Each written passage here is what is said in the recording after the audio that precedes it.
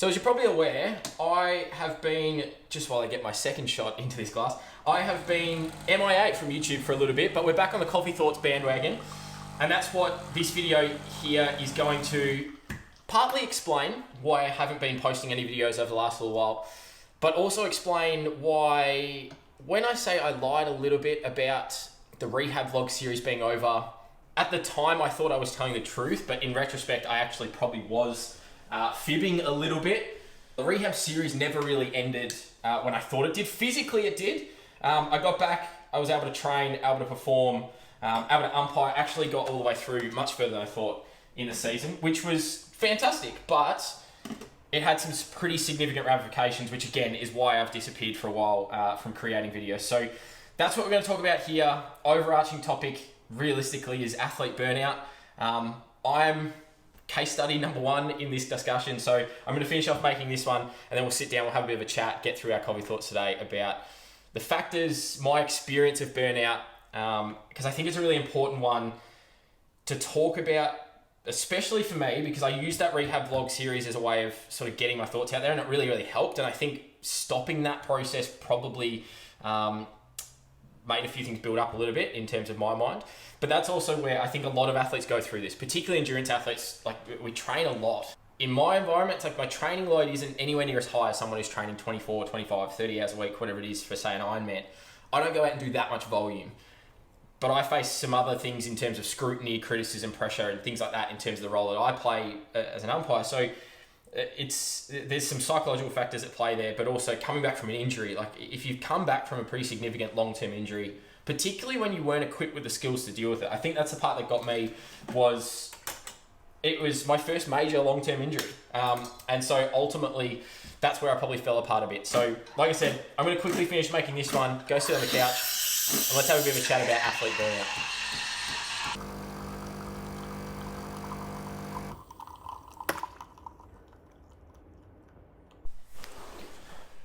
All right, so when it comes to athlete burnout and being burnt out, the first thing we have to remember in most circumstances is that you're not actually going to know you're burnt out, or you're not going to know your athlete's burnt out until after it's already too late. And that's definitely the case with me. Is, I think I mentioned just before at the beginning, like, I went through, did all my injury rehab, and for those who haven't watched it, the whole series is there of me going through and rehabbing my stress fracture injury. Thought everything was going great, and it was, because things were definitely on the uptick in that I was able to get back out and perform, I was able to get back and train to a pretty reasonable level. I knew there was always going to be a bit of, I can't get back to 100% until I have a full off season again. But that's where, once I got back, I just was so focused on just trying to make sure everything stayed okay, that I wasn't maybe picking up on the signs that I was starting to head down this burnout path. Now, for a lot of athletes, especially endurance, largely this will be physical. And for a lot of athletes, it will be a physical burnout. Like, you're trying to push really hard and really challenge yourself. For me, it probably wasn't. Partly, I think the physical component maybe came in with, I missed my preseason. And I guess the way I was thinking about it early this morning was, all right, I'm training up for a marathon, but I'm going to restrict myself to a half marathon runner's program and not do the appropriate volume. And that was you couldn't control that. Like, that's kind of the only amount of training you could do.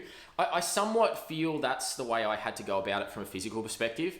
Was I was limiting not only myself, but limiting everything as a result of what I was being told from doctors and physios of, just be really careful. Let's get through the end of the year, and then we can sort out a lot of those issues to get you back to 100% later. We don't have time now, which, fair enough. Like, I need to get back into games. I'd already missed half a season by the time I got back into the VFL, so the level I wanted to be umpiring at.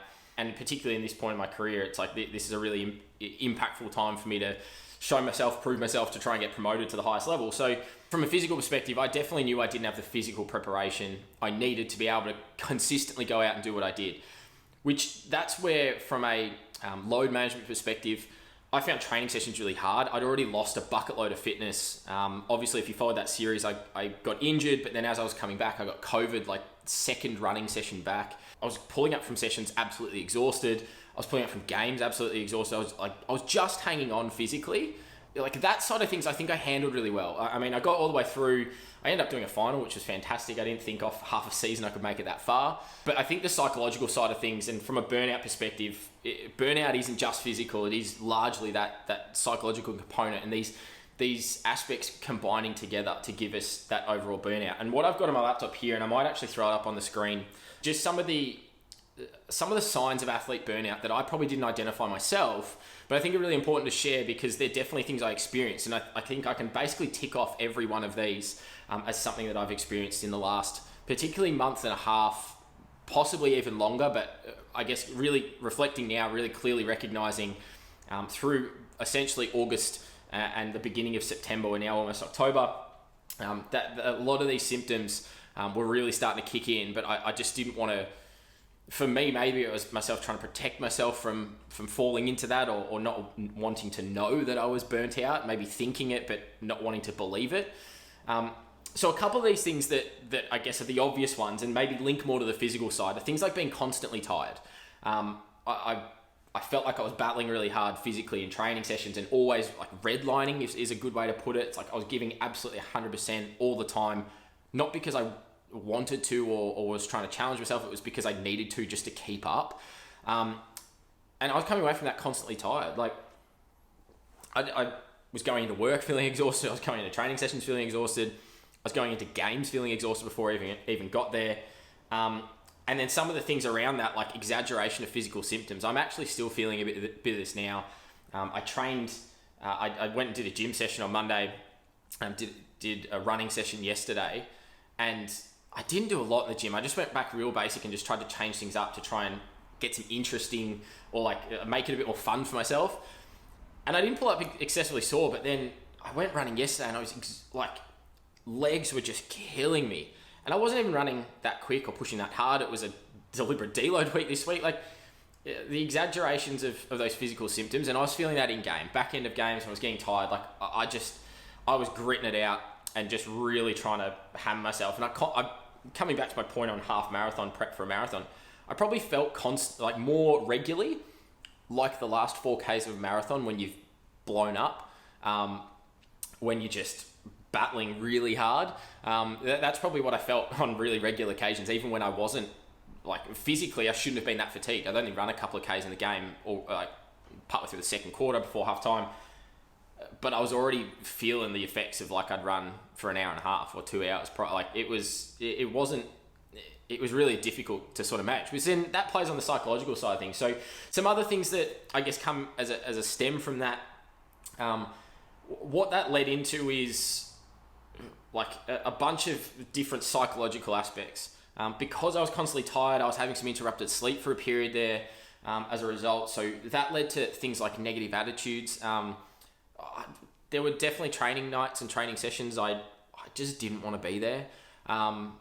There has been, even within the last like fortnight, even if I think about last week's training, there were definitely aspects to it where I was just like, I went out for a ride just to try and change things up. And I just thought, 10 minutes into the ride, like cruisy, sun's out, something I'd normally enjoy, something I don't get to do a lot of during the middle of the year.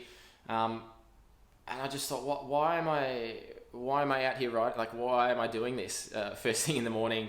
I sort of got partway through and it was like, I don't even know why I got out and rode today. Like I'd sort of half planned it, but I didn't really think about it. I just sort of got myself out there, which I think was a good thing because by the end of the ride, I felt great afterwards. But even from a running perspective, like I started to get really frustrated and being really, really self-critical of myself, which is another component on here, because I wasn't able to push the levels I know I can get to. And I sort of felt, well, now that the men's season's finished, I'm rolling into an AFLW women's season. I'm in it at the moment, we're halfway through.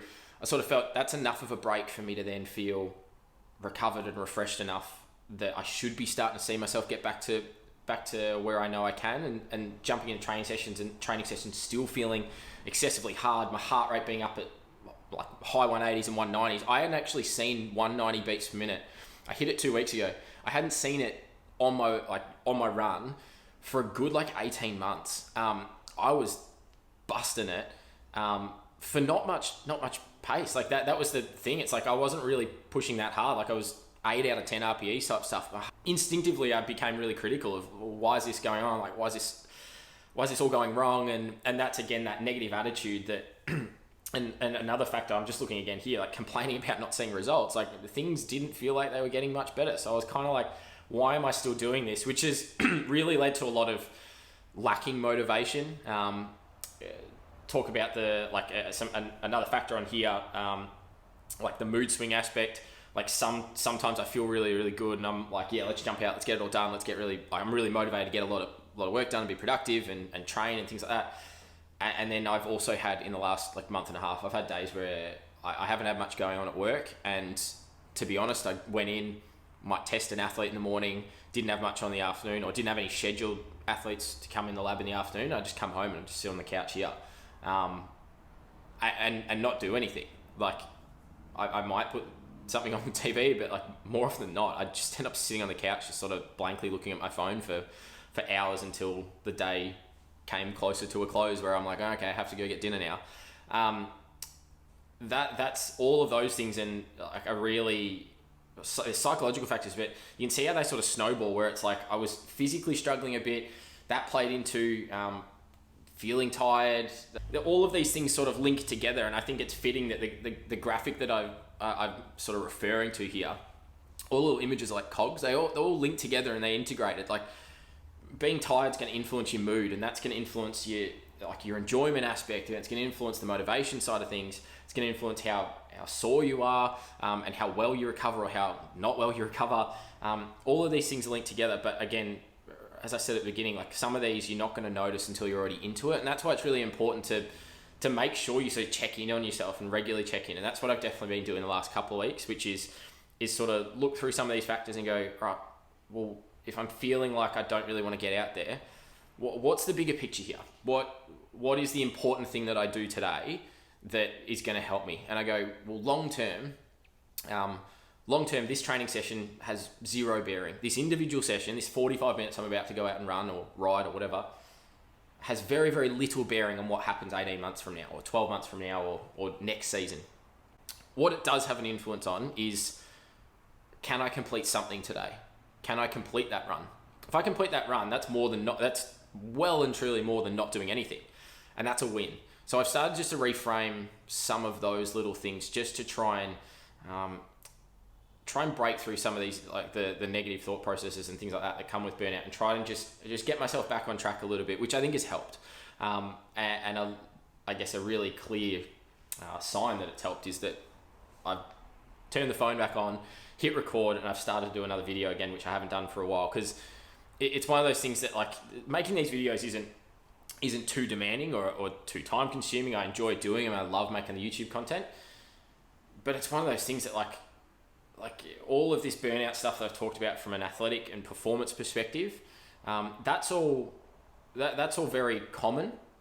The thing that probably, again, further on reflection, that really sort of compounded was there was a lot of other things going on that I had to tick off other than just training and work and maybe jumping on and recording a YouTube video. When I think back, I look at what was the increase in workload that might have also contributed to this. Like physically, I was gradually building and I went from a low fitness base, so I can understand how that could have been maybe handled a little bit better, and if we had another crack at it. But you forget about all those little things in between. Like I went in with this mindset of the rehab to do everything possible to try and get back and not re-injure. And that was a real focus.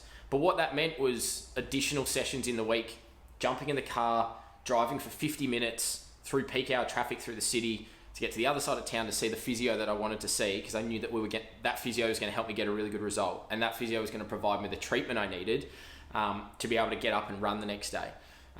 It was going and doing that week in, week out. Plus then still going into training regularly. Again, in the city, it's another 40-minute trip in the car through peak hour. Both ways, we go in, we train for an hour, we do some match vision. I'm doing all the off-field stuff I'd normally have to do. Again, checking with doctors and physios while I'm there. It's going and seeing a podiatrist, my custom orthotics, making sure that's okay. Like these additional little add-ons that I was doing that had the best intentions and had a really positive effect. I absolutely love all the people who, and really appreciate all the support I got in those areas throughout. But you forget how much that then adds up in the week. I mean, there were days there where I'd go into work at 6 a.m. in the morning. So if I was already tired from the night before, I'd wake up super early. I wouldn't have much sleep. I'd work for a couple of hours. I'm trying to give my all at work because I really love what I do in the lab and helping athletes, and that's all fantastic. but then I'd be rushing out of there to get in the car to get home so I could eat something. I'd try and sleep for like an hour to try and catch up, but it'd always end up being interrupted, or I'd end up just, again, sitting on the couch and just burning through that time. So it wasn't helping. I'd get in the car, I'd drive to the podiatrist, or I'd drive to the physio. I'd go, we'd have a long conversation about things, we'd get some treatment done. So sometimes I'd pull up sore, sometimes I wouldn't. We'd do some more testing. Then I'd potentially go in and train and have to worry about, all right, they've taped my ankle in a different way to help support while I'm getting used to these orthotics. Or before I had the orthotics, actually, that was annoying and inconvenient. And then if I couldn't get my ankle taped the way I wanted it, like you just think about the snowballing effect. So the days where it's like I'm already giving everything I can. There's a lot going on, but then like I probably didn't have that willingness to just say no. Let's stop and just take a second here and take a breath, which meant that I might leave home at sort of 6 a.m. to get in the lab. I wasn't getting home till like 9:30 p.m. after football, and even then it's like I'm trying to catch up on reports. So you then cycle that round and go again. You can understand why over a couple of months that like it eventually got to a point where I just got nothing left. And I actually said that to my coach at the end of the season. I just went, like, I just have nothing. Like I've tried really hard, and I actually can't give much more at this point. I almost sort of went to the end of the season and went, it's probably best that you end my season by not appointing me to the next week, and not continuing in the finals, because I can have a bit of a break and take the pressure off me and just worry about getting me right first. So I've rambled a little bit here, but I thought it was really important, for one, selfishly for me to talk about it and get it out. But two, I think a lot of athletes do struggle with this, and this is athlete burnout is such, I guess, athlete burnout and overtraining, things like that, is thrown around a lot. And I think a lot of people talk about like either the theory of it or the symptoms, things like that, and like, oh, here's how to avoid, fix, rehab from it, whatever. This is going to be a really slow process for me to work out. I'm definitely still burnt out. Like, just because I'm starting to feel improvements and I'm starting to feel better and some of these symptoms are dissipating, this could take me a good couple of months. This could take me 6 months. It could take me a long time to actually fully overcome. I don't think it's going to be that bad, but I think, like I said, I'm definitely on the improve. But what I think we don't talk about enough is experience of it. Those who've been through it know it's difficult and it's horrible, and not being motivated to train when we're people who love physical activity, who love to get out there and train and be active. For us, like, that's probably the hardest bit. It's like, we know we want to be going and doing it, but you just don't want to. And that's probably where it gets even more frustrating, is like, this is something we normally love doing and really, really enjoy, but now we just have zero enjoyment in it. And that's probably the most difficult part. So I think sharing experience is really important. So I'm going to wrap this one up, because this is probably the longest coffee thoughts we have done and or will ever do. Let me know in the comments down below. Have you experienced burnout? This is a really safe comment section. Particularly on this video, I will go through and I will personally delete anyone who is negative about this, because it's a really important thing that we do discuss our experiences of this. I think it's really important that we get it out. Particularly because so much of it is psychological. The physical stuff, I think a lot of us can tolerate. It's like, all right, body needs a break. Let's just chill out a bit. The psychological side is the part that hangs around for a longer period of time. And it's the part that takes probably arguably the biggest toll and leads back into the physical stuff. And when we don't talk about it, something I've learned a lot is, like, when we don't talk about it and we don't share our experience and share ideas and just vent sometimes and rant, which is what I've done, things can probably get worse. And that's probably what it's done over the last month and a half, and why I've been missing, is because it slowly did get worse and worse. But as I said, we're definitely on the improve. I've got a really good support network around me, which is really important. I'm talking to the right people. I've got people who can help me in this space. At the end of the day, I'm someone who coaches and warns athletes of the effects of this and potentially leading down that path. But it's like, even myself, I got caught up in it in my own little world and ended up burnt out. So it can happen to the best of us. But if you want to have a chat about it, let me know. Let me know your experience down below. Really looking forward to just getting back on track and making more of these videos and hopefully helping some people out in the process. And hopefully this was a useful one. So I'm going to leave it there. Hopefully enjoy the coffee thoughts series so far. Go check out the other ones. Looking forward to more videos on the channel. And yeah, we're going to catch you in the next one. Cheers.